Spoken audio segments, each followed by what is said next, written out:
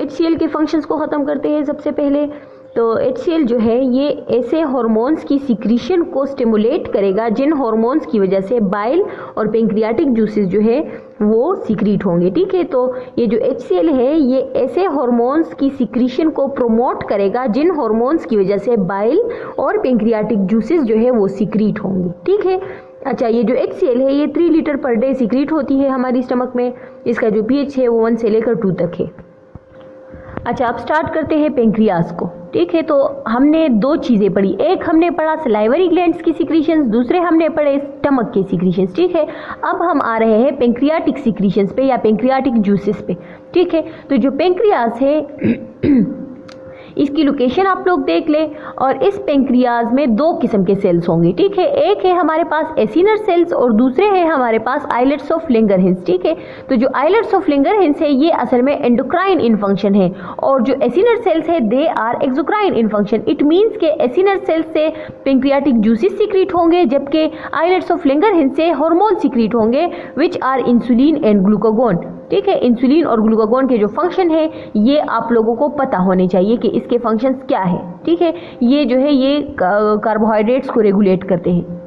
अच्छा, exocrine function में आ रहे हैं हमारे पास पेंक्रियाटिक जूसेस। तो ये जो पेंक्रियाटिक जूसेस है ये असल में सिक्रीट हो रहे हैं ग्लैंडुलर सेल से या एसिनर सेल से। कहाँ पर जो लोकेटेड है? पेंक्रियाज में लोकेटेड है। ये जो एसिनर सेल्स है इसकी जब जूसेस की फॉर्मेशन कर लेते हैं और ये इसको फिर कहाँ पर सिक्रीट कर लेते हैं? इस मेन डक्ट में। ये जो पेंक्रियाटिक डक्ट है ये जूसेस जो है ये इस पेंक्रियाटिक डक्ट में सिक्रीट हो जाते हैं, और ये जो पेंक्रियाटिक डक्ट है ये आगे की तरफ आके किस चीज़ के साथ कंबाइन हो जाती है? कॉमन बाइल डक्ट के साथ कंबाइन हो जाती है। ये जो कॉमन बाइल डक्ट है ये हम नेक्स्ट लेक्चर में पढ़ेंगे। ठीक है, तो कॉमन बाइल डक्ट आके पेंक्रियाटिक डक्ट के साथ कंबाइन होके ये दोनों मिल के कहाँ पर जो है ओपन हो रहे हैं? स्मॉल इंटेस्टाइन में। ठीक है, ड्यूडिनम में। अच्छा, यहाँ से जो जूसेस है यहाँ पर जो सिक्रीशंस है अब उसकी जो फंक्शन है या उसकी जो कंपोजिशन है वो हम पढ़ लेते हैं। ठीक है, तो पेंक्रियाटिक जो सिक्रीशंस है वो असल में पर डे के लिहाज से कितनी जो है सिक्रीट होती है, तो 1.2 से लेकर 1.5 लीटर पर डे ये जो है ये सिक्रीट हो रहे हैं।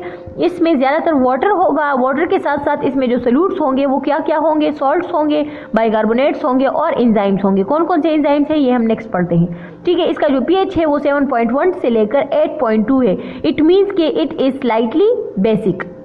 अच्छा, तो अगर ये बेसिक है तो ऊपर की तरफ से जो फूड आ रहा है, जो स्टमक से जो फूड आ रहा है कहाँ पर आ रहा है? स्मॉल इंटेस्टाइन में। और ये जो पेंक्रियाटिक जूसेस है ये कहाँ पर ओपन हो रहे हैं, कहाँ पर सिक्रीट हो रहे हैं?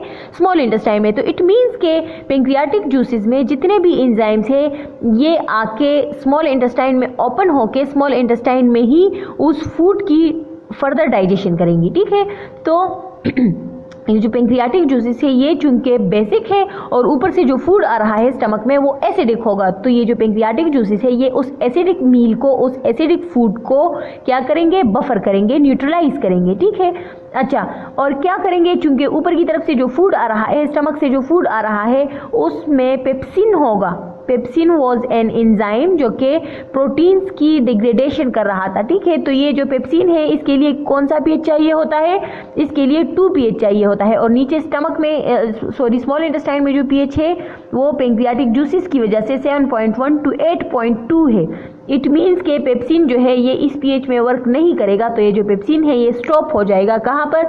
स्मॉल इंटेस्टाइन में। अब पेप्सिन जो है ये फंक्शन नहीं करेगा स्मॉल इंटेस्टाइन में। ठीक है, अब कौन फंक्शन करेगा? अब वो एंजाइम्स फंक्शन करेंगे जो कि पेंक्रियाटिक जूसेस में मौजूद होंगे। अच्छा, तो पेंक्रियाटिक जूसेस में कौन कौन से एंजाइम्स है? पेंक्रियाटिक अमाइलेज है। अमाइलेज जो है ये सिर्फ 2 जगहों में सिक्रीट होते हैं, एक ये सलाइवरी ग्लैंड से सिक्रीट होते हैं सलाइवा में, और दूसरा ये पेंक्रियाज से सिक्रीट होते हैं। ठीक है, तो पेंक्रियाटिक अमाइलेज है ये फंक्शन करेगा, ये एक्ट करेगा कार्बोहाइड्रेट्स पे, जो कार्बोहाइड्रेट्स को फर्दर डिग्रेड करेगा। Trypsin which will act on proteins, chymotrypsin which will also act on proteins, carboxypeptidase also act on proteins, लेकिन ये प्रोटीन्स के जो अमाइनो एसिड सीक्वेंस है ये कहाँ पर एक्ट करेगा? अगर फॉर एग्जांपल एक प्रोटीन है और ये उसका अमाइनो एसिड सीक्वेंस है तो ये जो कार्बोक्सीपेप्टाइडेज है ये प्रोटीन को कार्बोक्सी टर्मिनल के एंड वाले अमाइनो एसिड से डिग्रेड करना स्टार्ट करेगा, क्योंकि इस वाले अमाइनो एसिड का जो ये वाला एंड है यहाँ पर कौन सा ग्रुप होगा? NH3 ग्रुप होगा, अमाइनो ग्रुप होगा, ठीक है। लेकिन ये जो कार्बोक्सीपेप्टाइडेस है ये इस पूरे अमाइनो एसिड वाला जो पॉलीपेप्टाइड है, जो लिंक है, ये कौन से अमाइनो एसिड टर्मिनल से स्टार्ट करेगा? कार्बोक्साइल एंड से, ठीक है। ये कार्बोक्साइल एंड वाला अमाइनो एसिड है, तो इस वजह से ये जो कार्बोक्सीपेप्टाइडेस है ये इस अमाइनो एसिड की डिग्रेडेशन करेगा। यहाँ पर ये जो पेप्टाइड लिंकेज है ये यहाँ पर इसकी ब्रेकेज करेगा, ठीक है। अच्छा, पेंक्रियाटिक लाइपेज है जो कि लिपिड्स पे एक्ट करेगा, आरएनएज और डीएनएज जो कि डीएनए और आरएनए को डिग्रेड करेंगे, ठीक है। अच्छा, तो इसमें हमने पढ़ा, पेंक्रियाज में हमने पढ़ा कि जो पेंक्रियाज है ये मिक्स्ड ग्लैंड है। इट मींस कि this is both as an exocrine, this works both as an exocrine gland as well as an endocrine gland. As an exocrine gland it secretes pancreatic juices, as an endocrine gland it secretes insulin and glucagon, ठीक है। अच्छा, अब ये जो pancreatic secretions है इसके जो composition है, इसका जो इसमें जो एंजाइम्स है वो हमने पढ़े। इसकी जो कंपोजिशन है उसमें वाटर है, सॉल्ट्स है, बाइकार्बोनेट्स है और एंजाइम्स है।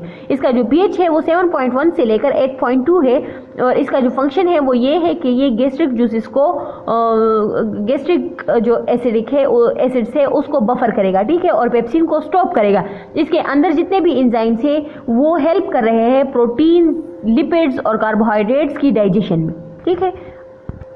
पेंक्रियाटिक जूसेस की रेगुलेशन की तरफ आते हैं तो दो किस्म की रेगुलेशन होती है यहाँ पे, एक है नर्वस रेगुलेशन और दूसरा है हार्मोनल रेगुलेशन, ठीक है। तो नर्वस रेगुलेशन मींस कि जैसे ही फूड आता है स्मॉल इंटेस्टाइन में तो फूड जो है वो एज अ स्टिमुलस एक्ट कर लेता है, ठीक है। तो वो फूड जो है एज अ स्टिमुलस एक्ट कर लेता है, तो स्मॉल इंटेस्टाइन में जितने भी नर्व्स एंडिंग होंगे वो नर्व्स जो है वो ब्रेन को मैसेज दे देते हैं कि फूड जो है वो स्मॉल इंटेस्टाइन में आ गया है। तो वो जो ब्रेन है वो फर्दर इफरेंट नर्व्स के थ्रू पेंक्रियास को मैसेज दे देता है या कमांड दे देता है, जिसकी वजह से पेंक्रियास से पेंक्रियाटिक जूसेस जो है वो विद इन मिनट्स या विद इन सेकेंड्स जो है वो सीक्रेट हो जाते हैं, ठीक है।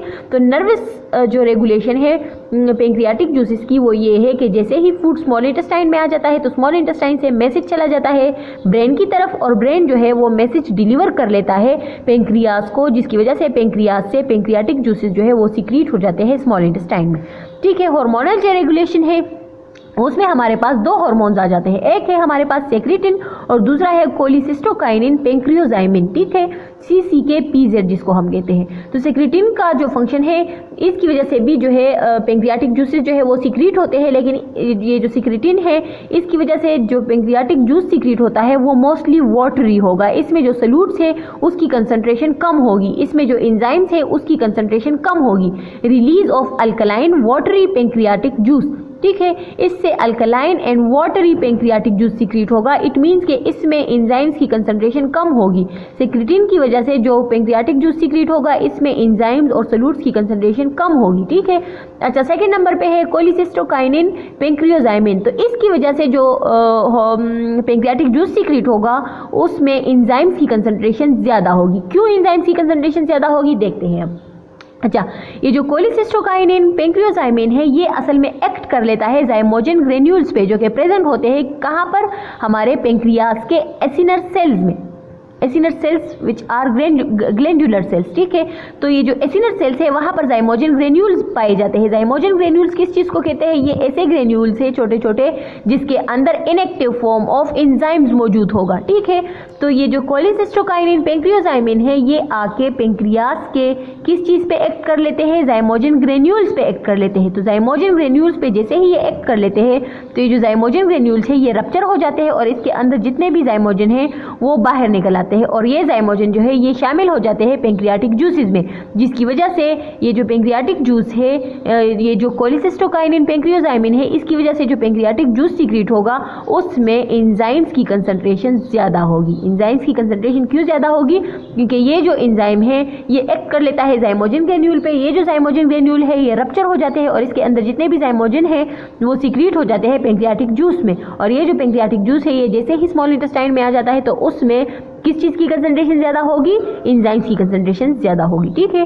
तो ये था आपका पेंक्रियाटिक सीक्रेशंस का टॉपिक। अगर कोई क्वेश्चन हो तो आप लोग पूछ सकते हैं।